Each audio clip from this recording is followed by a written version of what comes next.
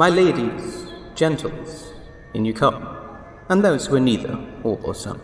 Come hither all such tales to hear of misrule, magic, flight, and fear. Of things that unleash pandemonium, and heroes to defend us from them.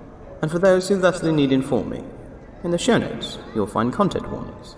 So cautioned, audience, come with me to the Pantaloon Society.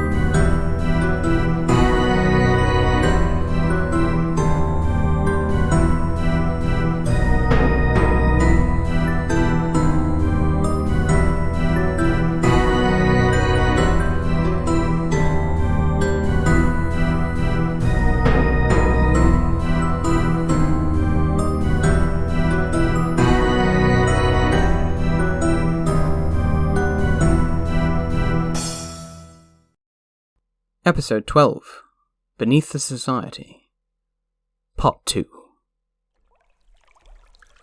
There are moments, dear audience, upon which the wheels of fate turn. Moments where people stand on the precipice between life and death. And during such moments, a little supernatural aid can be particularly helpful. Beneath the streets of London, in a reeking sewer, our weary heroes have passed into one of those moments. And it is Jen who finds herself feeling a flash of unease, of sudden discomfort. They step aside to turn and check behind them, moving just enough that the knife plunging towards their back instead flashes through empty air.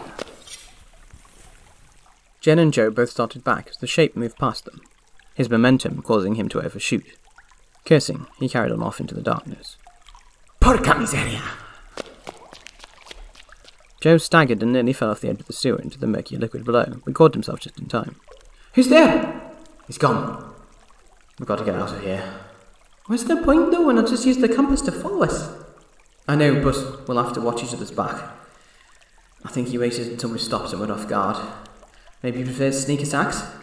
He won't want to try and take us both in the open. Yeah, looks like it. Come on, let's keep moving. The dark shape swore under his breath again in Italian. The purple-haired one had sensed him somehow and alerted the man. Disappointing. He was sick of this damp, stinking tunnel and sick of trailing through the darkness. Darkness was usually his friend, an old comrade he'd served beside in many complicated operations, but this long, tight tunnel was bad terrain for the work he wanted to do. Well, there were plenty of shadowy corners back in the Pantaloon Society, and they would serve his purpose, and his quarry must be beginning to tire by now. They would be exhausted by the time they returned to their den. He sheathed his knife again and set off. The others had been easier, he thought. The compass found them for him, and then it was simply a matter of using his training, following them home, watching their movements, waiting for his chance once they were alone. The homeless one, he had been particularly easy. He had only had to wait for the boy to go somewhere where nobody would see him work. Sophia, though, there his resolve had failed him. He could not kill her. He could not raise a hand against his own daughter. But perhaps even there God's plan was working, because looking for her had led him to the Pantaloons, and from there things had become even easier. Somehow, even without the compass, they kept stumbling across other victims for him. It had been a risk to follow them all the way to Belgium. Luckily, he had built up a great many air miles and was able to purchase a ticket quickly. He had almost lost them in the airport, but it had been worth it. Another one of the accursed found and destroyed. After the Belgian girl, the compass led him again and again to the Pantaloons, pointing without fail at the smaller one, the little one with purple hair, the one they called Jen. There was a satisfying poetic irony about it, using their own devil magic against them, to find them and end them. He had been staking out the society premises any evening he was not working, watching them go in and out. The lock on the door was old-fashioned and easy to pick. He had waited until Veronica had left, and then had explored the place thoroughly, looking for the best places to wait. Unfortunately, she had spotted him watching her. Fortunately, it was just before she was about to reveal who he was. Divine providence again. He played with the compass, turning it idly over and over in his fingers as he walked steadily onwards, loping with long strides. He remembered his sister showing it to him excitedly, sharing her secrets with him like she always did. How to reach for the needle with your mind, charge it, magnetize it with your desire to find what you were looking for. He lifted it to his lips and blew on it gently. The needle quivered and then pointed straight ahead down the sewer tunnel. They had not reached the end yet, then. He picked up the pace.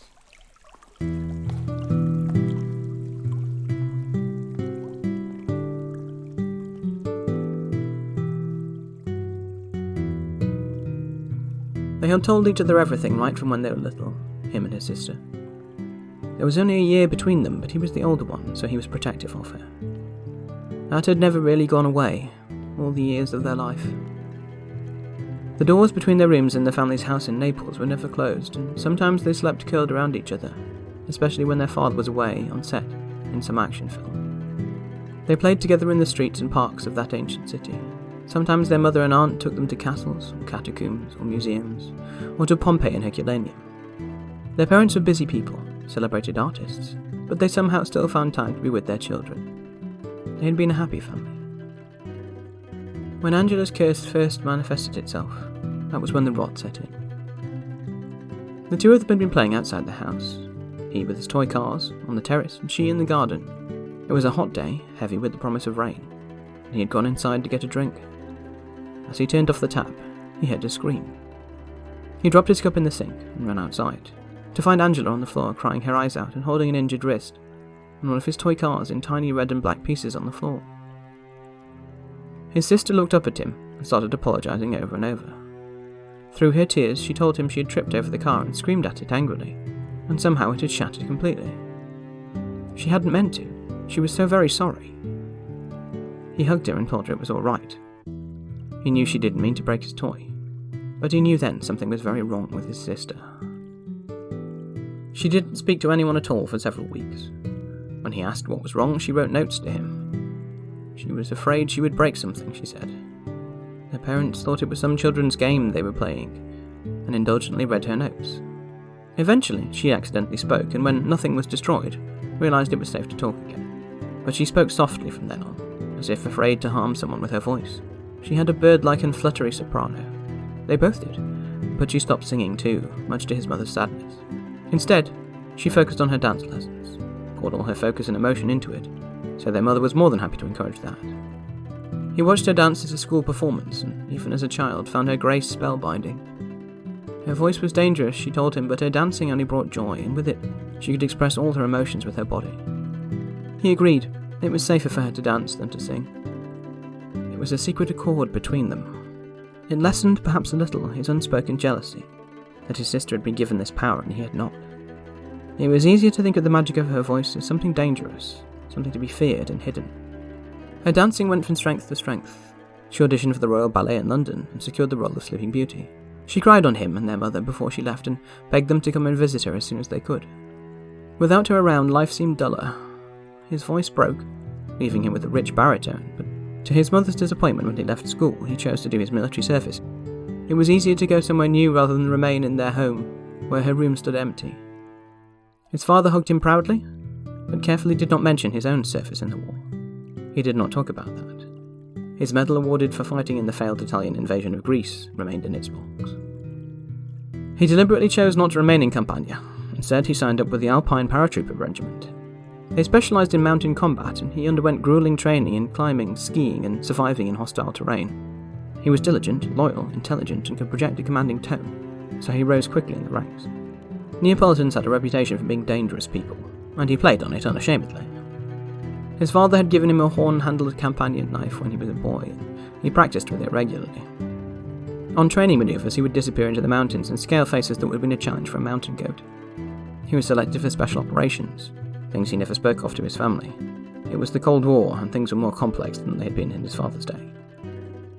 He returned home only occasionally, perhaps even less than he could have, if he were to be honest about it. He would see his family on the television, his father's films, his mother's performances. Angela's ballet career was cut short at its height. She slipped and broke her ankle during a dress rehearsal. It needed reconstruction with metal pins, and she never regained the full range of movement in it.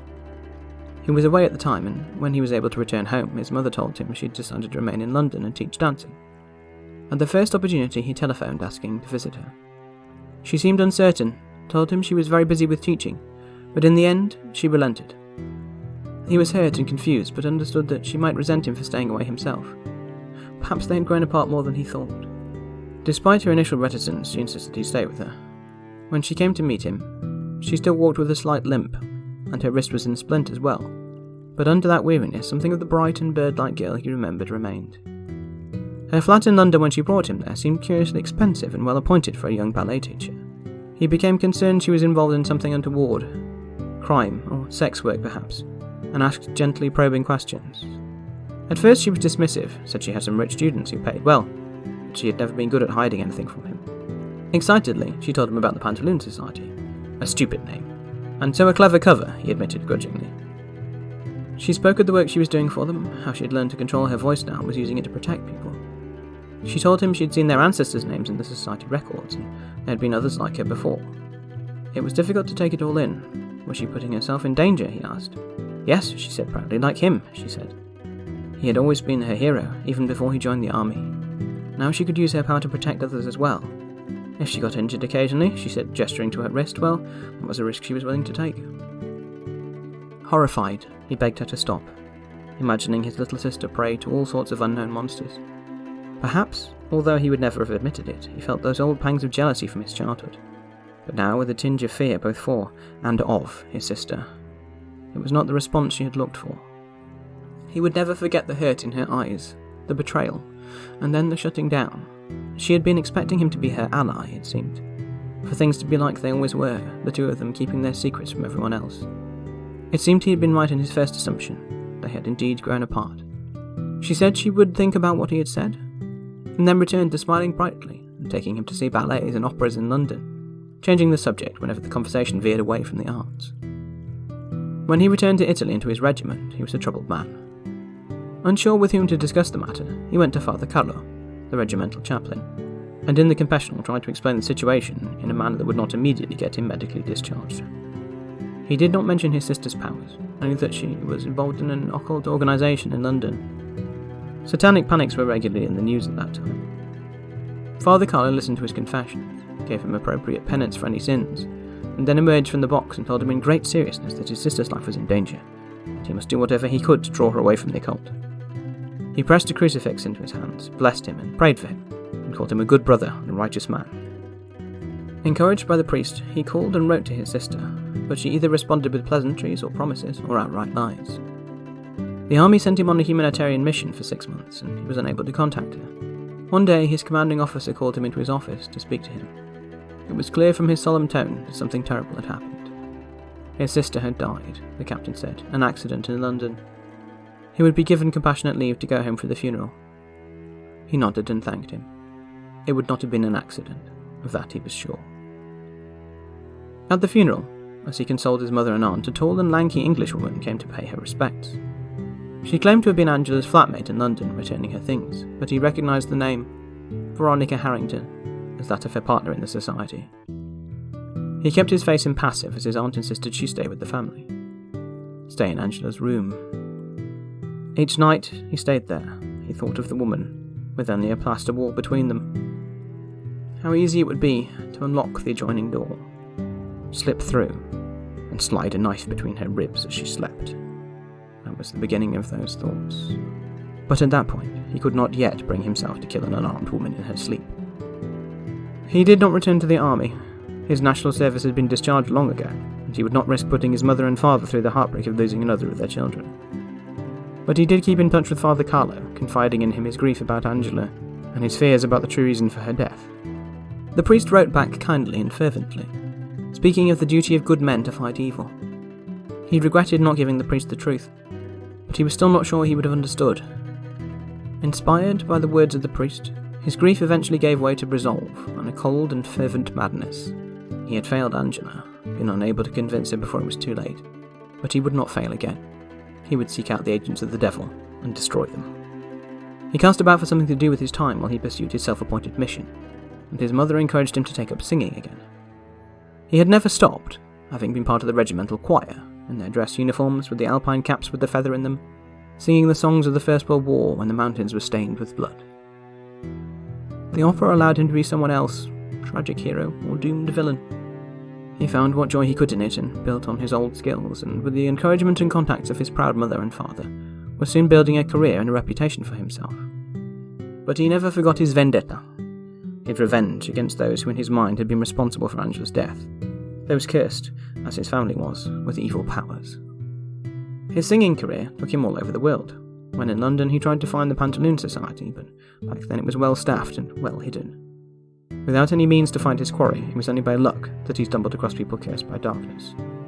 People like Maria Zella. Maria was his second great failure. She was a socialite and a model, a bright young thing popular in Milan society. When they met at some opera-related social event, he thought her beautiful but frivolous.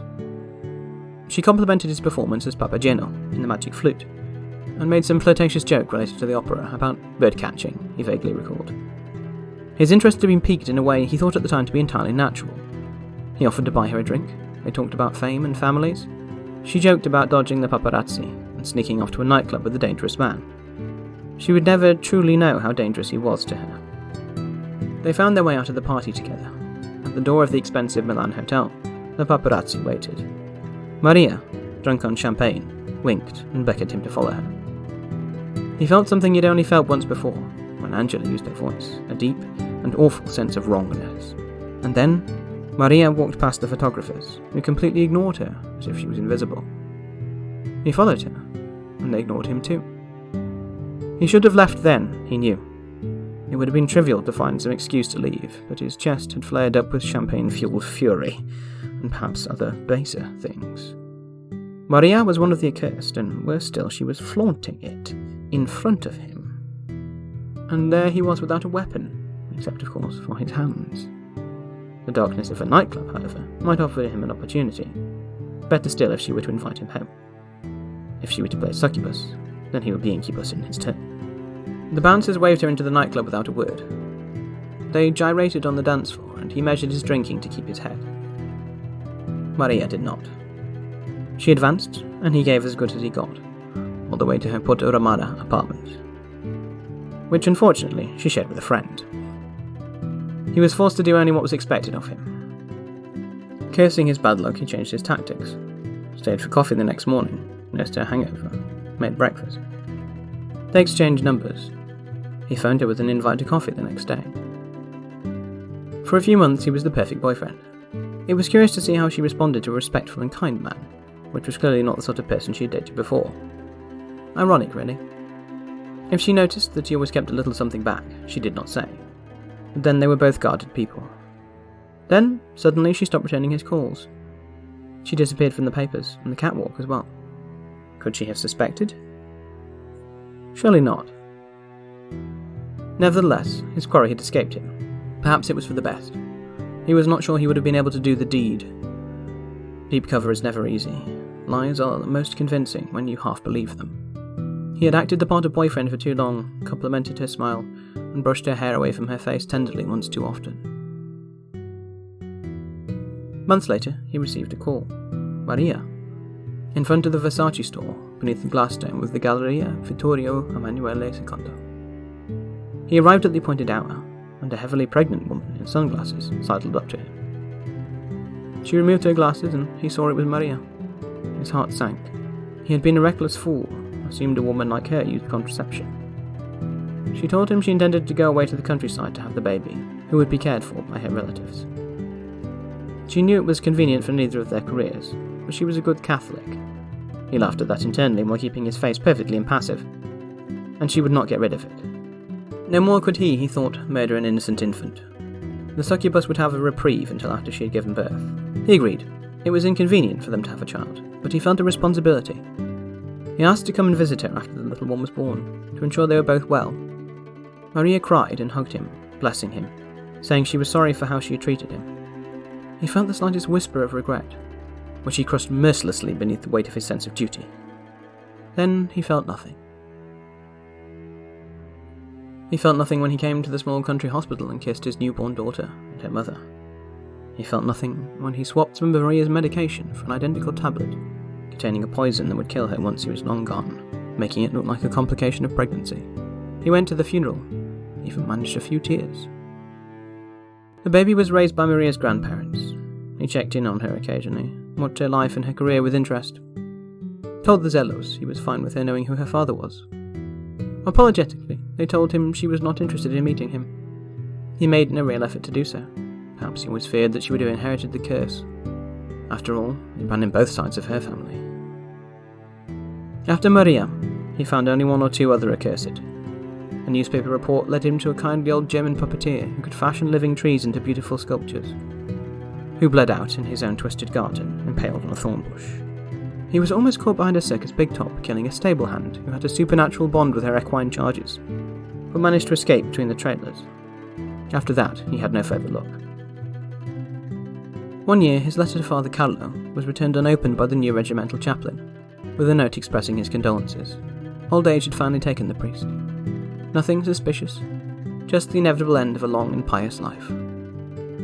He mourned the only person to whom he had been able to reveal at least part of his crusade. He wondered if God had forsaken him. Had he done something wrong? A few years later, his mother died of a long illness, and terrible though his grief at that was, it was then that his luck turned. He came home to Naples to be with his father and aunt. His father was still strong and strikingly handsome, even in his old age, but his mind was starting to deteriorate, and he had developed tremors. Parkinson's disease, they would later discover. As he sorted through his mother's things with his aunt, he found a large, long-forgotten cardboard box. When he opened it, it was full of Angela's clothes. His mother had never had the heart to get rid of them. He pulled out one of his sister's scarves, and the scent she used to wear overwhelmed him with memories. He brought the box downstairs to show his father, who wept openly. He and his aunt went through the box, partly to find out what could be donated, but partly to remember. Something heavy and silver fell out of the breast pocket of one of her shirts. He recognised it immediately. The compass. Angela had proudly showed him how she used it that first night, when she told him about her work for the society. He told his aunt he wanted to keep it. His aunt shrugged and went on folding clothes. Later on, when he was alone, he tried to remember how Angela had said she used the device, casting his memory back over the long years to her conspiratorial smile and her small, darting fingers around the heavy silver. Perhaps, although he was not cursed as she was, there was enough of the devil's magic in his blood to make it work. He reached out with his mind into the needle of the compass, then leaned down and blew on it as she had. The needle vibrated gently and then began to point to his left. The Lord gives, he thought, and he takes away. Now at last, he could take the fight to the accursed. He could wipe them all out, destroy their society, their records, their weapons and devices, and ensure they could never prey on people like his sister again.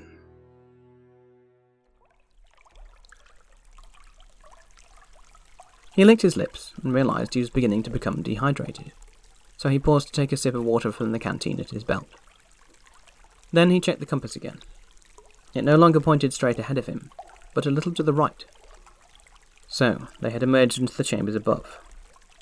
He produced a small torch. It would be safe to use a light if they had already gone above.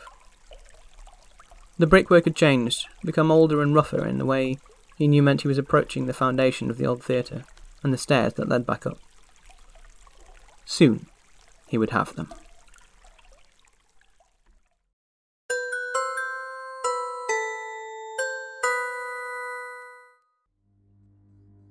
Funny how you stop noticing the smell of sewer when you're down there.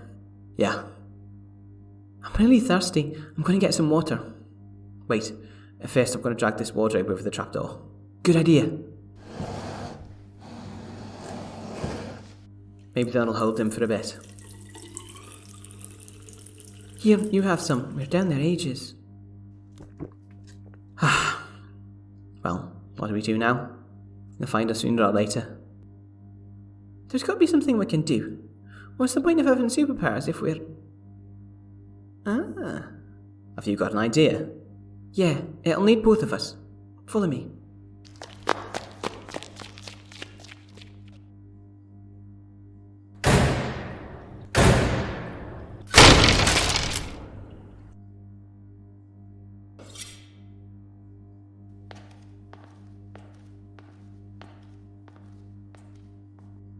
Hey, you're the opera singer.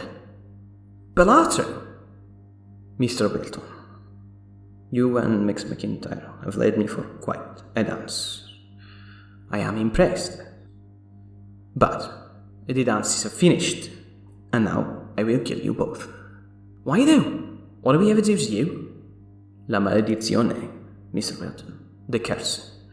Your power comes from the devil, and I am God's instrument. Once I have ended you, I will burn this place down, and that will be the end of the Pantalones. Is there anything I can say to change your mind? Mr. Wilton, I am not a villain from a movie who you can trick or stall. I feel you looking inside my hateful jokes, but the joke is on you, because I have ceased to find anything funny long ago. It was worth a shot. Che palle. You cannot hide from the compass, Mr. Wilton.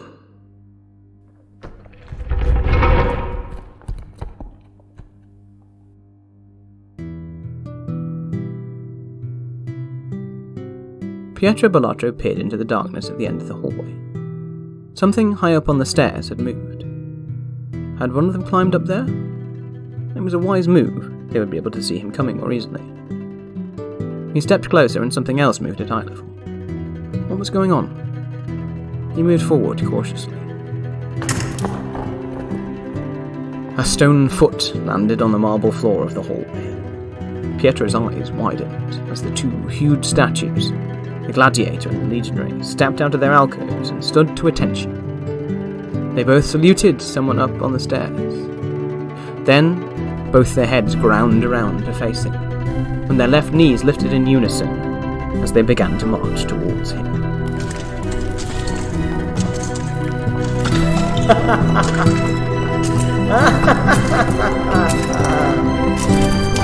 Bravo!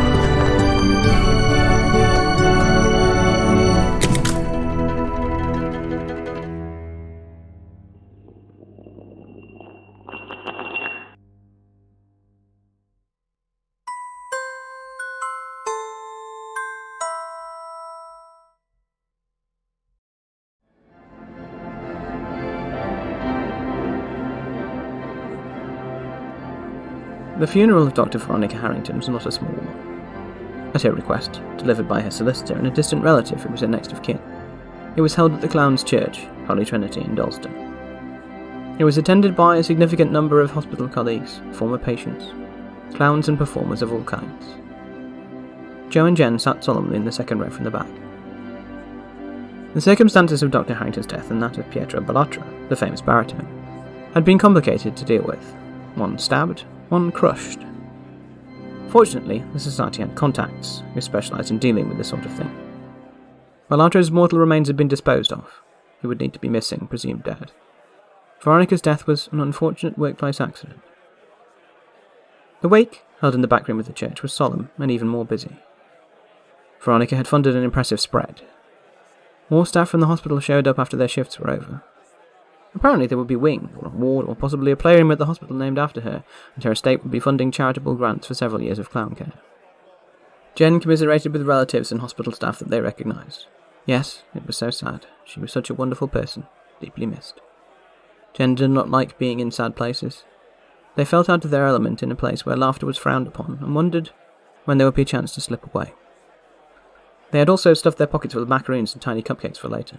It was what Dr. Harrington would have wanted, they thought. They wanted to find Joe before they left there.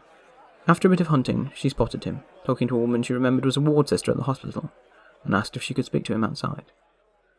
Presently, he joined her on the pavement outside the church, beneath some trees. "You alright, Jen?" I'm not great. I don't like funerals." "Does anyone?" "Funeral directors?" "I don't know. I'm going to go, but before I do, I wanted to give you something." "Oh?" "Oh. I carved him myself." The first recorded show in England featuring the character we now know as Mr. Punch was reported by the illustrious diarist and bearer of Parmesan cheese, Samuel Pepys, in May 1662. The restoration of the English monarchy after the austerity of Oliver Cromwell had encouraged artists and actors from all over Europe to return to the British Isles. One of these was the puppeteer Pietro Gimonte, better known as Signor Bologna, after his place of origin. His puppet was named Punchinello and was a marionette. In the centuries since Pepys wrote his diaries, Punchinello evolved into Mr. Punch. The expense of producing marionettes in the later 18th century necessitated his current form as a glove puppet. The Mr. Punch that Jen had made for Joe was beautifully carved, sanded and painted, and dressed in a hand-stitched outfit of red, yellow and blue. He turned it over in his big hands, admiring the bright red cheeks and the preposterously large nose. "You said your last one got stolen. I'm eating a new one." "So well made. Better than any of my old ones." "Jen, is this a goodbye present?" "Well, with Dr. H gone, is there any point in us carrying on?" "I did wonder. But then I thought, what would she want us to do?" He looked around them, at the church full of people, all of whose lives Dr. Harrington had touched, and made better in one way or another. "She'd want us to carry on. Use the compass to find people's presents. Rebuild." "I mean, weird supernatural stuff isn't going to stop happening just because we quit. Someone's got to deal with it." "Yeah." "Are you in?" "Yeah. One condition, though." "What?" "There's all that money, isn't there, to run the place, paid performers." "Yeah." "We're redecorating." "Yeah. Alright."